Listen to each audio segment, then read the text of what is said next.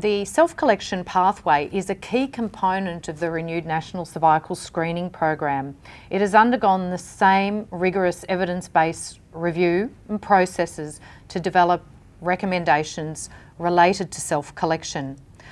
The self-collection pathway is a strategy to overcome barriers that many women experience to having a speculum examination and a clinician-collected cervical sample. The new self-collection pathway, which is a key component of the renewed National Cervical Screening Program, actually recommends that self-collection be offered to eligible women.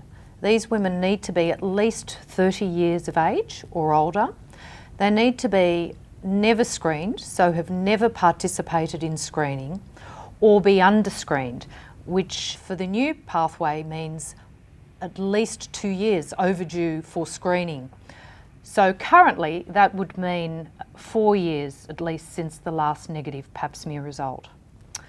Women also need to be identified in a healthcare setting, and they need to actually be supervised by a health practitioner or a GP that routinely offers cervical screening services. In the self-collection method, the woman will actually be taking her own test. So women will actually need information and support from the general practitioner to explain how the test is done. The test is actually a vaginal sample. It may be low or mid-vaginal or even high vaginal. That actually doesn't really matter. What matters is the cell sample will actually contain vaginal cells and not cervical cells. I would encourage GPs to access the new national guidelines online, and particularly have a read through Chapter 6.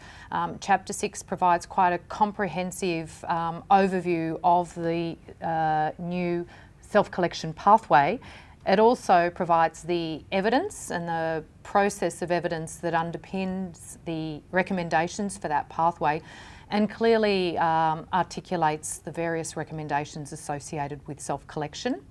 I'd also encourage GPs to keep an eye out for News GP, and would encourage you to go to the VCS pathology website, where you will also find a number of resources that will actually support the practical implementation of self-collection in the clinic.